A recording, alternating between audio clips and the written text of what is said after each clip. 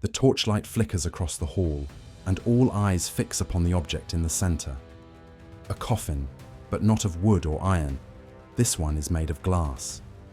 Within, the condemned shivers, every gasp of breath visible to the crowd, every twitch of terror reflected back at them like a mirror of mortality. The ruler watches in silence, savoring the spectacle.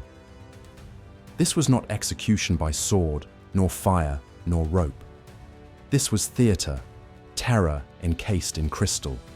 A punishment meant not only to kill, but to break the spirit of all who witnessed it. The glass does not merely contain the victim.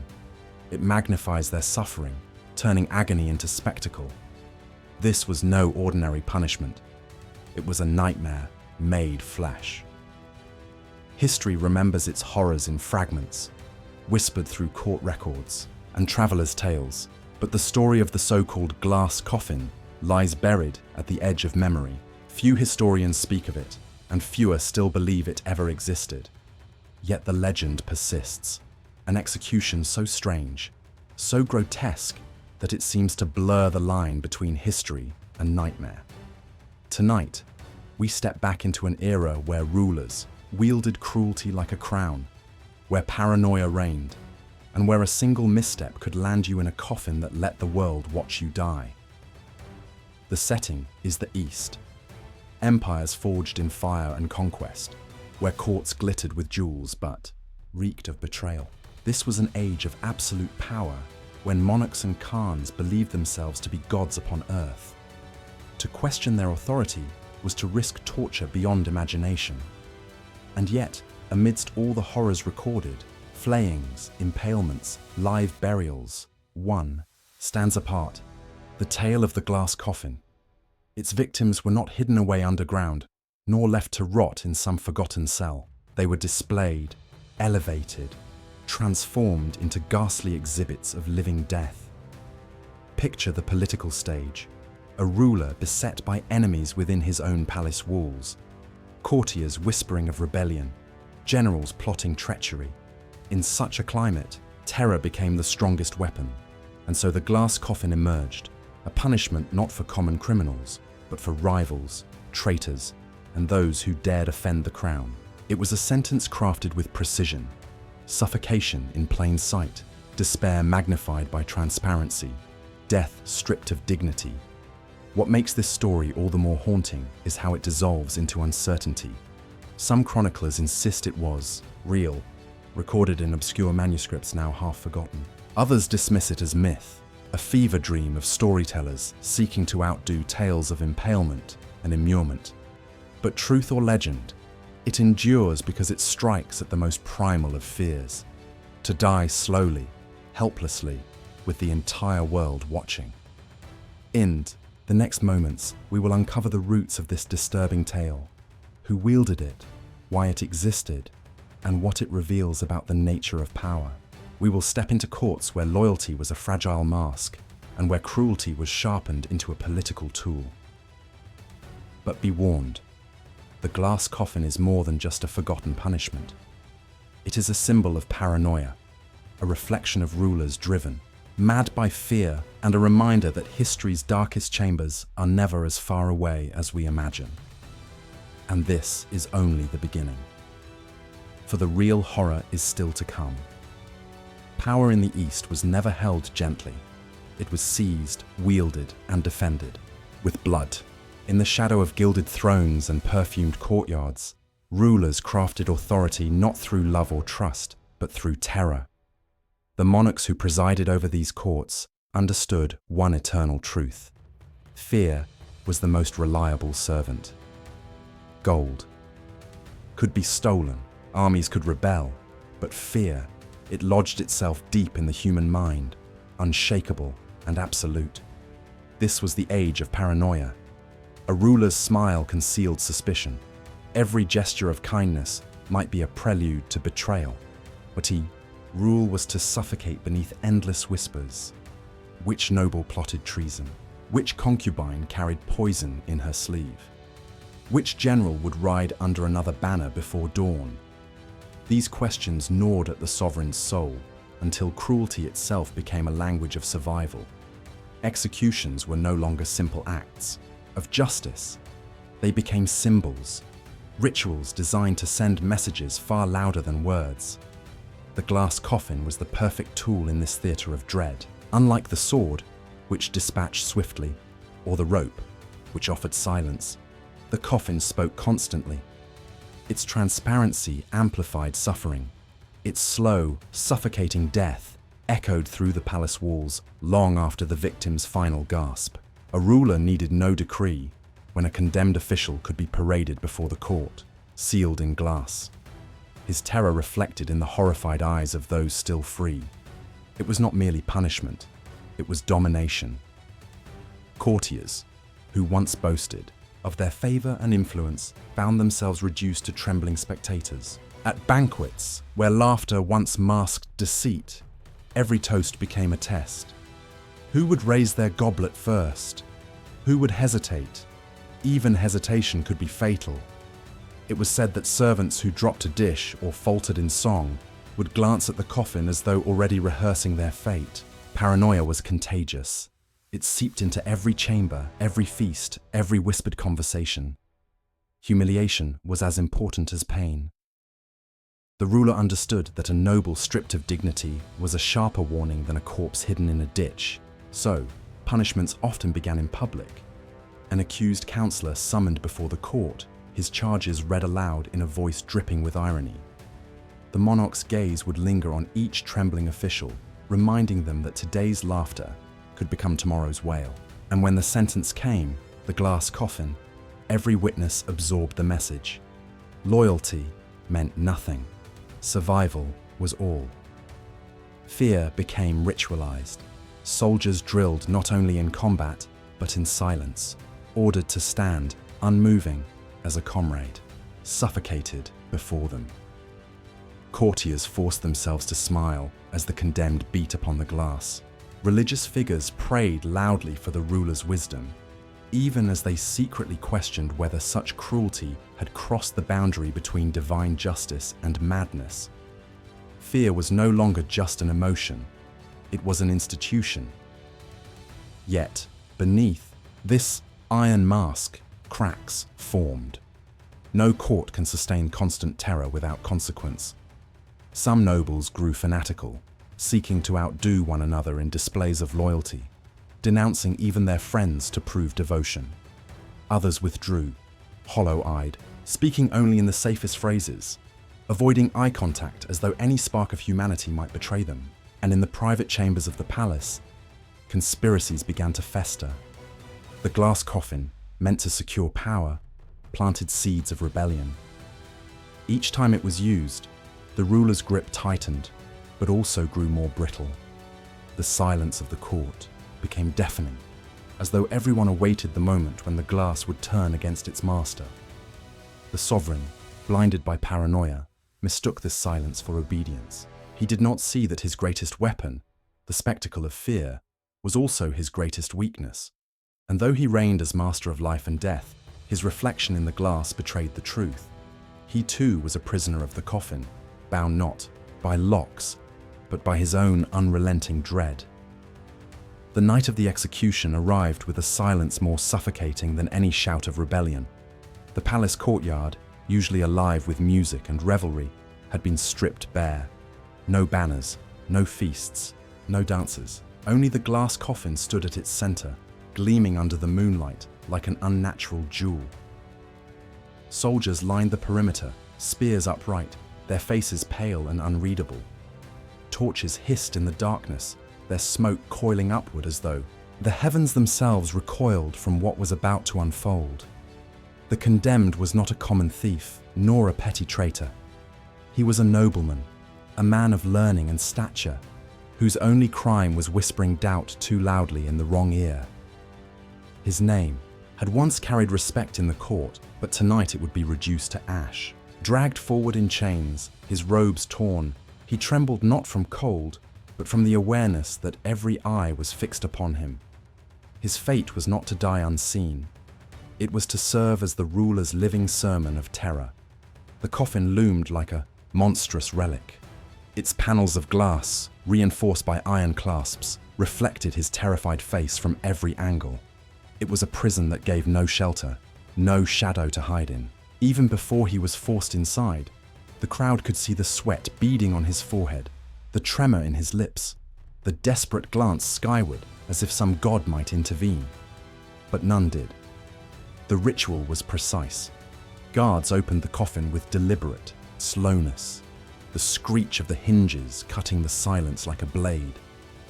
The nobleman resisted at first, his knees buckling, his chains clattering against stone. But resistance was useless. 4 men shoved him in, his body pressed against the cold glass, his breath fogging the surface. He clawed at the walls, leaving streaks across the clear panes as though trying to scratch his way back to freedom. The lid descended with a thud that echoed through the courtyard. The click of the iron lock was a death knell. From within, the prisoner's muffled cries distorted, his voice breaking against the sealed chamber. He beat his fists on the glass, each strike ringing hollow, each echo mocking his futility. To those watching, his suffering was magnified. His terror was no longer private, it was amplified, displayed like a grotesque performance. The ruler sat high upon a raised dais, eyes fixed upon the scene with detached fascination. To him, this was not cruelty, it was control. He watched the noble's breath quicken, fogging the glass until his features blurred. He observed the panic in the man's eyes, the collapse of dignity into raw animal desperation. This was power distilled into its purest form. One man's life reduced to spectacle, one monarch's will made absolute. The court's reaction was a performance of its own. Some nobles forced themselves to watch, faces carved from stone, though. Their eyes betrayed unease. Others averted their gaze, whispering prayers into their sleeves. A few, those eager to prove loyalty, nodded approvingly, their voices rising in empty praise of the ruler's justice. But beneath the surface, the horror gnawed at them all. For every spectator saw themselves in the coffin. The people, summoned to witness, shifted uneasily. Mothers clutched their children closer, men muttered into their beards. The condemned man's face, pale and pressed against the glass, became a mirror of every unspoken fear in the kingdom. His gasps grew shallow, his movements frantic. He pounded on the coffin until blood smeared the panels, his hands shredded by the relentless surface. The sound dulled as his strength waned until only faint thuds remained. The ruler raised his hand. Silence fell. The prisoner collapsed, sliding down the glass wall until he was little more than a crumpled shadow, his final breath fogging the panel one last time before fading into nothing. The coffin, once alive with struggle, became a crystal tomb, a ghastly display of absolute dominion. The crowd dared not breathe until the ruler stood. His voice carried through the courtyard, cold and sharp. Let this be the fate of all who betray the hand that feeds them. No one spoke. No one moved. The silence was more chilling than the screams had been. The message was received. Yet among the courtiers, a ripple of unease spread. They had seen death before, impalements, flayings, hangings. But this was different. The glass coffin stripped away the veil that normally shielded the onlookers from suffering. It forced them to confront every moment of despair. It was not simply execution. It was psychological warfare. That night, the whispers began. Some claimed the ruler had gone mad.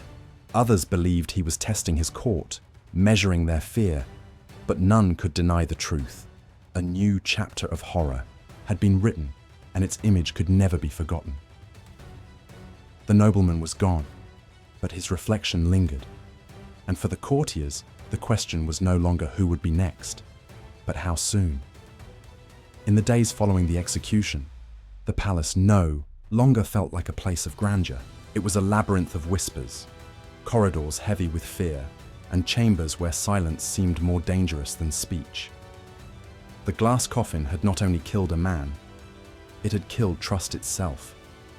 Every servant, every courtier, every noble now looked over their shoulder, wondering if their words, their gestures, even their thoughts might be the next offense dragged into the light. The court was a stage, and its players were forced into masks. Outwardly, the nobles praised their sovereign for his divine wisdom and merciful justice. They bowed lower, spoke softer, and pretended their trembling was devotion, not terror. But behind heavy doors and candlelit walls, another performance unfolded, one of intrigue, betrayal, and survival. The noble executed in the coffin had not been merely a court official. He had allies, friends, and rivals whose positions were now destabilized by his absence. The sudden vacuum of power opened the floor for conspiracies. Those who once feigned loyalty to him quickly severed ties, whispering that he had always harbored treacherous thoughts. Others swore revenge in hushed voices, vowing to destroy the ruler's reign from within. Every nod, every glance at the glass coffin displayed in the courtyard became its own kind of coded message. Are you with him or against him? Paranoia became contagious. The ruler demanded spies everywhere, servants reporting on masters, wives on husbands, brothers on brothers. Information became currency. Betrayal became survival.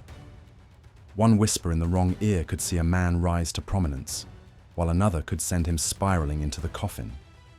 Those who dared plot rebellion discovered that silence was more dangerous than speech, for to remain quiet was to arouse suspicion. Better to accuse someone else than to risk the ruler's gaze turning inward. Among the clergy, the horror ignited conflict. The ruler claimed divine authority, presenting the glass coffin as an instrument of heavenly judgment. Priests were ordered to bless the executions, to intone prayers as the condemned gasped their last against the glass. Some complied, hands trembling as they traced holy signs, fearing their refusal would be taken as dissent. But others whispered that this punishment was sacrilege, a grotesque parody of divine justice. In secret, sermons turned to warnings. When kings play at being gods, kingdoms drown in blood. Yet even these whispers had to be disguised as allegories, hidden in parables, lest the ruler's ears catch wind of treason from the pulpit.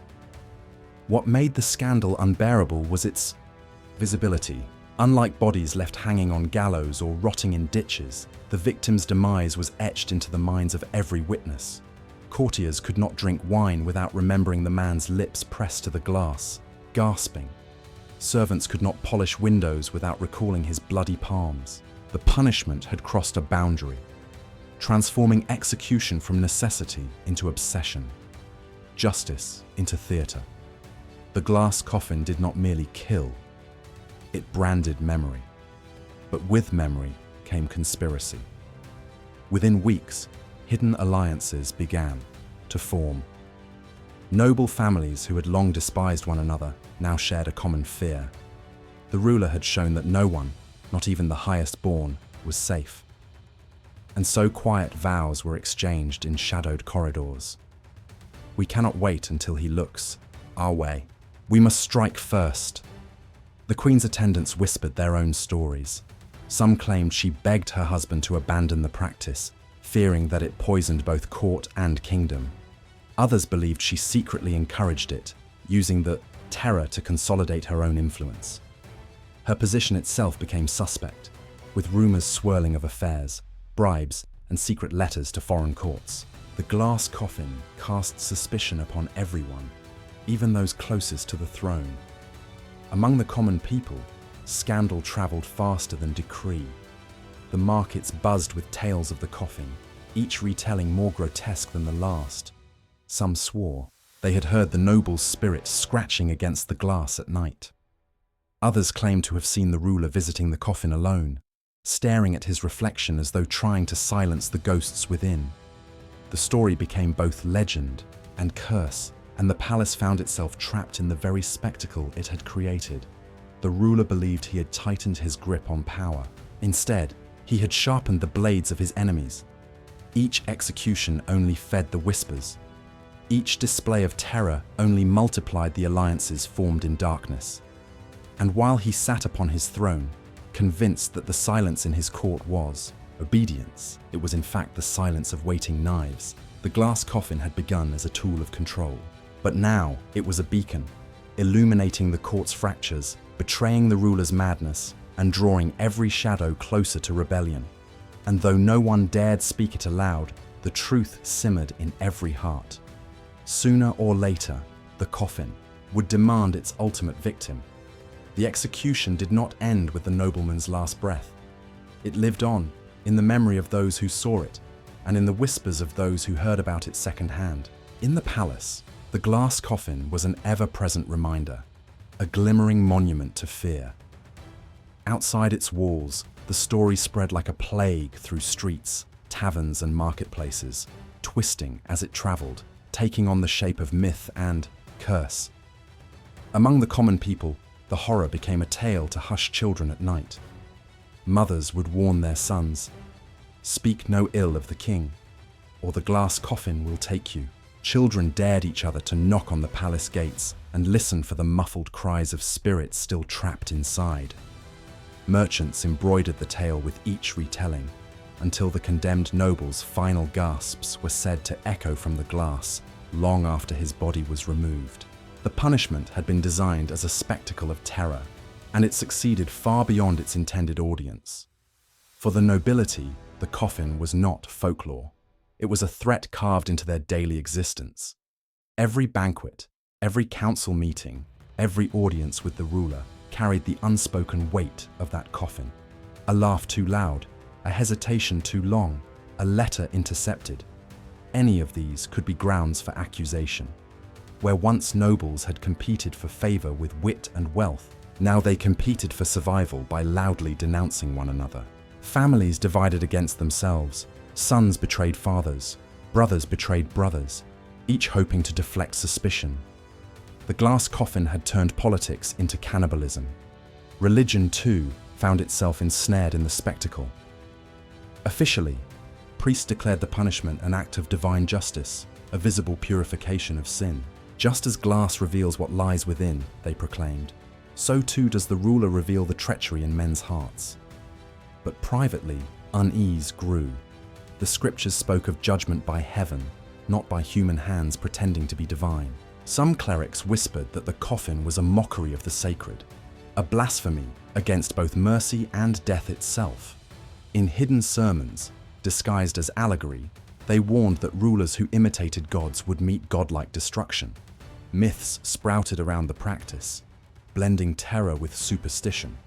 Some swore that shards of the coffin, if carried in a pocket, could curse the bearer with visions of suffocation. Others claimed the spirits of those entombed lingered, pressing their bloody palms against mirrors, whispering vengeance in dreams. These tales did not weaken the ruler's power, they amplified it. The coffin became more than punishment. It became legend, a phantom weapon that haunted imaginations, even when no execution was scheduled. Culturally, the glass coffin distorted the fabric of society. Commoners who once viewed rulers as distant figures of order now saw them as predators. A peasant's gossip might condemn a noble's rivalry might condemn an entire household. Fear trickled down, reshaping how people spoke, how they gathered, how they prayed. Public festivals grew muted, laughter became dangerous. Even weddings and funerals carried an undercurrent of suspicion, as though joy itself might be judged disloyal. Over time, the very image of the glass coffin seeped into art and storytelling. In murals and tapestries, it was painted not as an instrument of justice, but as a symbol of tyranny, an empty coffin, gleaming under moonlight, waiting for its next victim. Ballads carried through taverns warned of rulers who locked themselves inside invisible prisons of their own making. For the oppressed, the coffin became a metaphor, not just of execution, but of the suffocating weight of fear itself. Yet even as society recoiled, some found ways to profit from the terror. Informants grew rich feeding rumors to the court. Craftsmen carved trinkets shaped like coffins, selling them as charms of protection. Street performers reenacted the noble's final moments in grotesque pantomime, their audiences equal parts horrified and enthralled. In a kingdom starved of hope, horror became entertainment. The coffin also reshaped law. After its introduction, trials grew shorter, accusations heavier, and mercy scarcer. Judges invoked the coffin as justification for swift rulings, claiming that hesitation was the enemy of order. Where once exile or fines might have sufficed, now death by spectacle loomed large. Fear had become the currency of governance, and the coffin its most valuable coin. But with every execution, society fractured further. Nobles whispered of rebellion. Clerics questioned their loyalty. Commoners grew restless under the weight of dread. The coffin, meant to cement the ruler's power, instead created a culture of paranoia, where every class, high and low, carried the same thought in secret. How much longer could this continue before the glass shattered, and the kingdom with it? The horror was no longer confined to the palace. It had spilled into the streets, the temples, the homes of every subject. The ruler believed he was feared. In truth, he was hated. And hatred, once seeded, grows wild. There comes a moment in every reign of terror when fear no longer bends the people. It breaks them. The glass coffin had been designed as a spectacle to silence dissent. But with each execution, the silence grew heavier, darker, more dangerous. Whispers that had once been cautious now carried urgency. Nobles who once competed to denounce one another began meeting in secret, not as rivals, but as conspirators. And the ruler, drunk on his own instrument of fear, did not see the tide turning beneath his throne. The breaking point came not with another noble, but with a man of the people. A soldier, loyal in service but outspoken in faith, was accused of heresy for daring to mutter that no mortal king should play God. The words were minor, almost laughable in their simplicity, but in a court strangled by paranoia, they were enough to condemn him. He was dragged before the assembly, beaten, and sentenced, not to the sword, not to exile, but to the glass coffin. This time, however, the horror did not unfold in silence. The soldier was no trembling courtier. He was broad-shouldered, scarred, from campaigns, and beloved by many of the men who now stood guard around the courtyard. As he was forced into the coffin, he did not beg. He spat defiantly, bloodied teeth glinting in the torchlight. His muffled roar, trapped inside the glass, shook the crowd far more than his fear ever could have. He slammed his fists, his head, his shoulders against the coffin until blood ran down the panes in streaks. And as he fought, his brothers in arms looked on, not with terror, but with rage. Something shifted that night. The people watching did not see a traitor. They saw a martyr. Mothers clutched their sons not in fear, but in grief. Soldiers tightened their grips on their spears, their jaws set not in obedience, but in defiance. Even some of the courtiers, hardened by years of cruelty, lowered their heads, ashamed to watch a loyal soldier crushed beneath glass for words that everyone secretly believed. The coffin no longer inspired submission, it inspired fury. The ruler, perched on his dais, failed to notice the change. He saw only what he wished to see. Another display of power, another reminder that none dared oppose him. He mistook the silence for obedience when it was, in truth, the silence before a storm. He had gone too far, and the walls of his palace could no longer contain the hatred he had sown. That very night, the first cracks appeared. A servant, unable to bear the sight of the soldier's corpse, whispered the truth to his brother, a blacksmith in the city. By dawn, the markets were buzzing. The king had killed a man of faith, a soldier who bled for the kingdom. Within days, ballads were sung in taverns, songs of the soldier who fought the coffin until his final breath, songs that mocked the king as a coward hiding behind glass. Fear was no longer his weapon, it was his weakness. In the palace, betrayal bloomed like rot. Generals whispered to one another, their loyalty fractured. Priests began to distance themselves, preaching sermons that condemned cruelty without naming names. Even within the royal family, cracks formed. Wives and concubines muttered about omens, about divine wrath. The glass coffin, once a symbol of the ruler's dominance, had become a mirror, reflecting his madness back at him. the ruler himself began to unravel. At night, he wandered the halls, muttering about shadows moving within the glass. Some claimed he ordered the coffin placed in his private chamber, staring at it for hours as though it held answers to questions only he could hear. Others whispered that he dreamed of suffocation, waking gasping, drenched in sweat, clawing at his own throat. The punishment he had unleashed on others now haunted him, a prison not of iron but of the mind.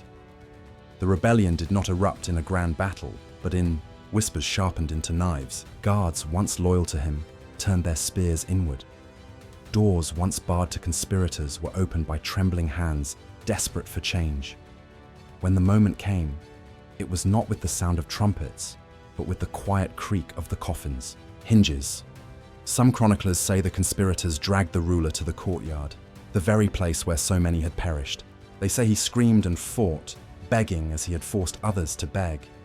They say he was shoved into the coffin, his nails clawing uselessly at the glass, his face pressed against it in a grotesque reflection of every victim before him. The crowd watched as his terror magnified, the once untouchable king reduced to the same suffocating panic he had inflicted. Others claim it was subtler, that he ordered himself placed within, convinced the coffin would make him immortal, that he would emerge as a god. Whether rebellion or delusion, the ending is the same. The ruler and the coffin became one. The glass that once reflected his power now held only his ruin. The turning point had come. The coffin, once his instrument of control, had become his tomb. And the kingdom, long suffocated, finally breathed again. When the ruler's body was finally removed from the glass coffin, whether forced by conspirators or placed there by his own delusions, it was not buried with honor. His corpse was dumped in a shallow grave, a mockery of the elaborate tombs he had once promised himself. The court, which had lived in silence for so long, erupted into a frenzy of voices. Some wept openly, not for the dead tyrant, but for the years wasted in terror. Others cheered, drunk on the sudden release of fear, as though chains had fallen from their throats.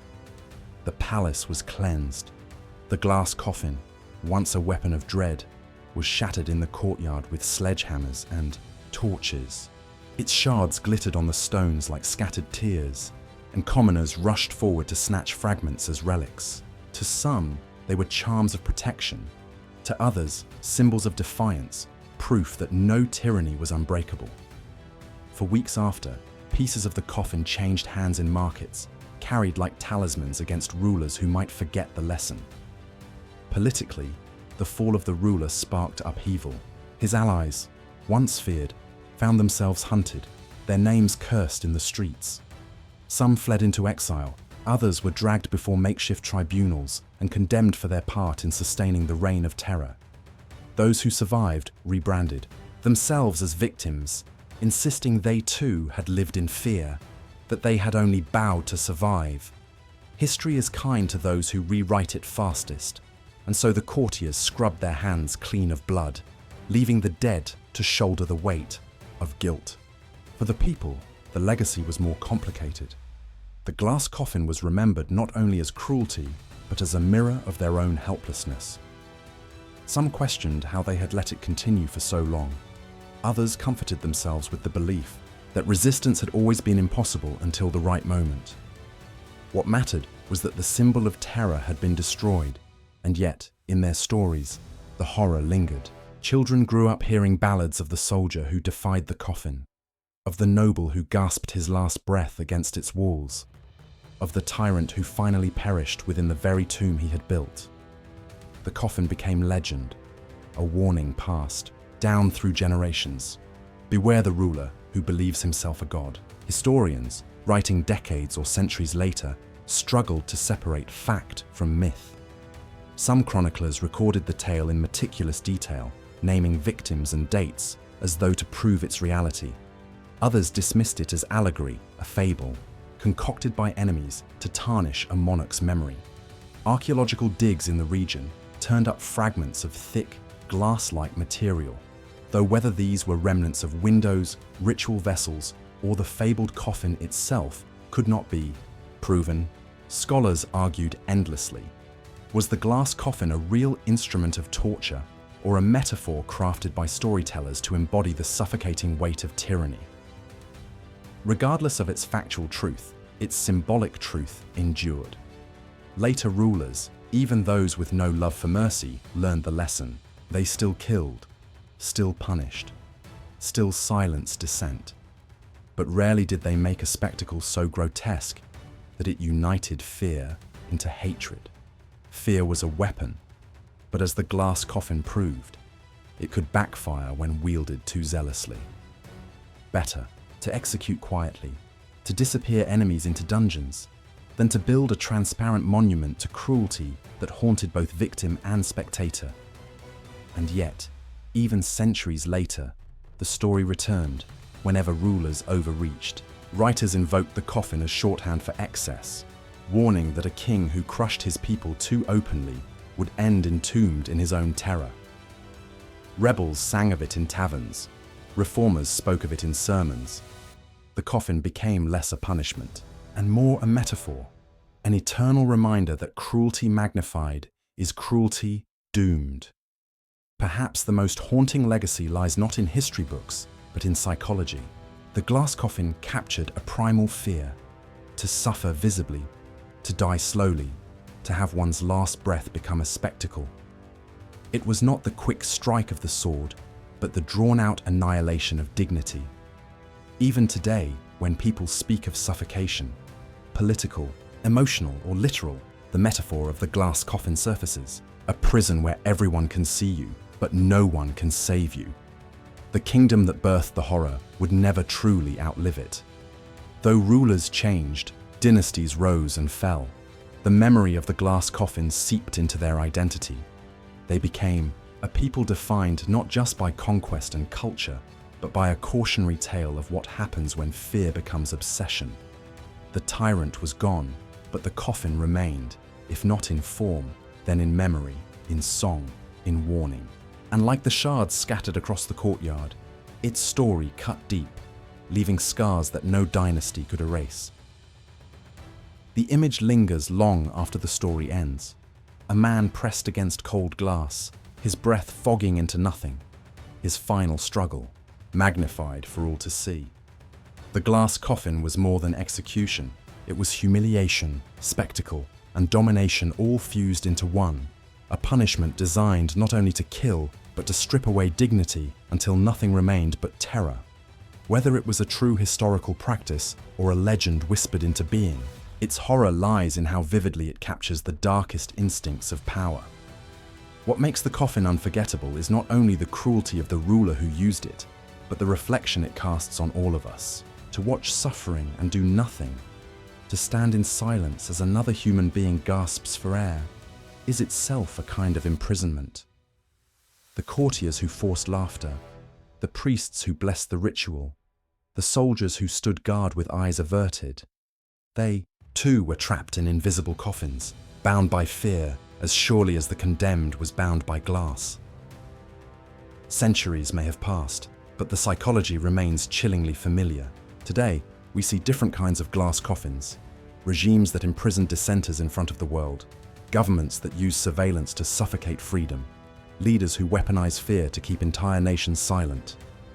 The walls may no longer be made of glass and iron, but the principle is the same: visibility without rescue, punishment as spectacle, power fed by paranoia. The story of the glass coffin endures because it is not only about one tyrant's cruelty, but about the fragility of freedom when fear rules unchecked. And yet, even in its darkness, the tale carries a glimmer of warning, perhaps even hope. The tyrant who believed himself untouchable was undone by his own instrument of terror. The very spectacle that once silenced rebellion became the spark that lit it. Power built on cruelty may rise quickly, but it cannot last. In the end, it turns inward, trapping the ruler in the same prison he once built for others. So the question remains: did the glass coffin truly exist, or is it a nightmare carved into legend? Perhaps the answer matters less than the lesson. History has a way of disguising truth in allegory, of of turning fact into fable when the truth is too terrible to endure. What is certain is that people believed it could be real, and that belief alone is enough to tell us something about the world that birthed it. As you picture that final haunting image, breath against glass, eyes pleading through walls, no one dared break, you must ask yourself, what would you have done standing in that court? Would you have looked away? Would you have whispered prayers, or joined the silence? Or would you have been the first to strike, to shatter the coffin before it could claim another life? Perhaps the greater question is not whether the coffin existed in the past, but where its shadow lingers in the present. Because history is full of hidden chambers, filled with horrors waiting to be uncovered.